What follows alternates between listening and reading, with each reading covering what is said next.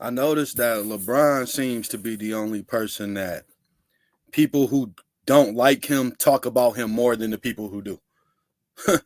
So before his true fanboys, which are his haters, try to hijack this trade and situation and talk about LeBron, I can hear it now. LeBron needs all this help, LeBron, and yeah. So I just want to give y'all a little bit of history on the Lakers. Like, I don't know if y'all noticed, but after losing the finals in 1968, they drafted what at that time, and really at all times, still to this day, was the most dominant player in the history of the NBA. His name was Norman Chamberlain, if you never heard of him. Okay? This guy played until 1973. Do y'all know that 2 years later they signed what ended up becoming the all-time leading scorer and shot blocker? Y'all knew they did that? Did y'all know that they did that? See, they got lucky with Magic Johnson. They drafted Magic, but what happened was they stole picks. They kind of stole Magic. Like, they had the number one pick when they probably shouldn't have had it. Right? And that's how they ended up with the best record in the league. This worked for a decade. Right? Magic retires in 91. 5 years later that they traded for, this is now what would have been the third best center that they might have had. This guy's third. This guy's the third best Lakers center. And they signed him right after Magic. Right after Magic retired. It only took about 5 years to get another face out there in LA. They got lucky. They got lucky with Bean. He ended up being who he was and developed into what he was. And this worked. Well, it worked for a while.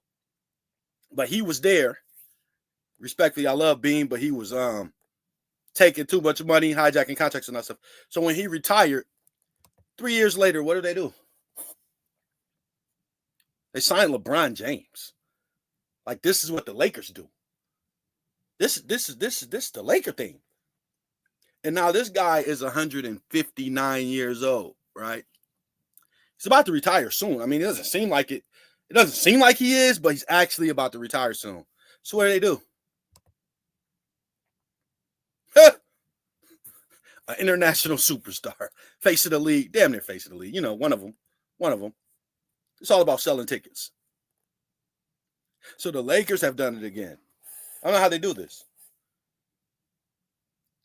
So if y'all paying attention, okay, for the last 60 years they've been doing this.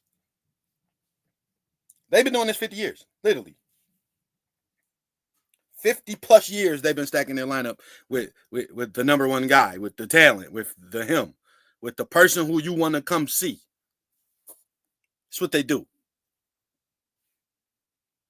So nobody cares all that stuff y'all talking. I see a lot of people saying a lot of different stuff. Doesn't matter.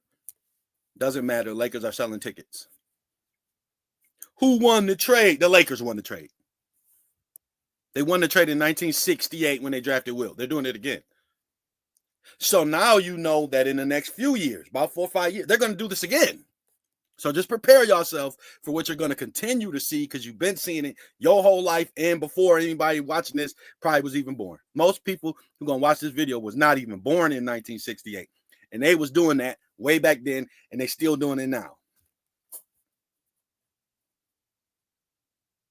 And as far as Mark Cuban goes, I seen him supporting Kamala, so I will always question his mental state.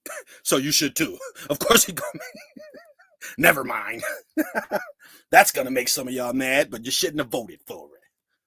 So this is it. This is a Laker thing. This is nothing more than Lakers. I don't hear no Bron needs this. Bron don't need nothing. It's Lakers.